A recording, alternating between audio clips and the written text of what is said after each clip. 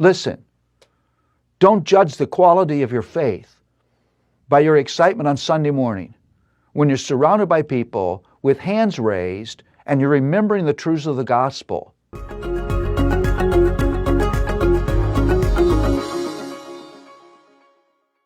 If you read the book of Esther, you may wonder, why in the world is this in the Bible?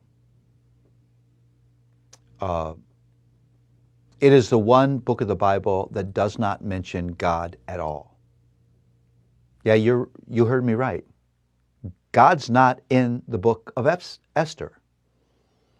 And you would wonder then how does this fit in this redemptive story? I thought this story was the biography of God, God's story, the redemptive story, ultimately the story of Jesus. And we've seen God's presence in all of these books. We've seen the way that He works. We've seen His love for His people. We've seen Him, and now we don't see Him. Why? What in the world's going on? I think the absence of God in Esther is why Esther's in the Bible.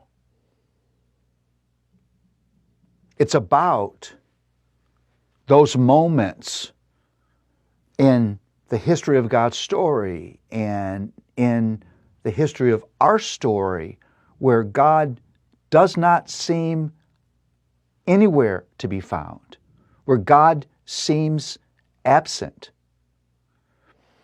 And maybe the drama of Esther is, how will the people of God live when God doesn't seem near? How do you live in those moments when God doesn't seem near? Listen, don't judge the quality of your faith by your excitement on Sunday morning when you're surrounded by people with hands raised and you're remembering the truths of the gospel.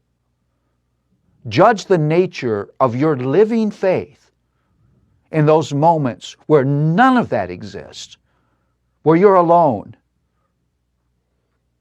And it seems like the heavens are brass. It seems like the promises of God don't include you. It seems like God's walked away. When it looks like bad people are prospering.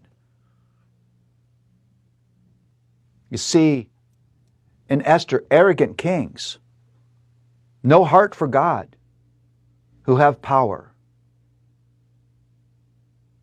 And you would think maybe that Esther then is a different biography. It's a biography of a woman who gains power and changes the story. But it's not that. It's that in those moments where God seems most absent, God is actually actively working. He will never stop working until His work is complete. And as I said before, this is a theme throughout all the Old Testament. God raises up unlikely instruments. He raises up this woman who He uses to continue to protect and propel His plan for His people and His plan for the ages, His plan of redemption. This God who seems absent is actually working to protect and preserve His story. You shouldn't conclude, because you can't see the hand of God, that God isn't at work, any more than you should conclude that the sun isn't shining because you're in your basement and you can't see it. These are these moments where you have to do what Hebrews 11 says. You must believe that God exists and He rewards those who seek Him. I'm not going to give way to belief in the functional death of my Redeemer, even in moments where I do not see His hand. The power of the message of Esther Why did I say Romans? I don't know.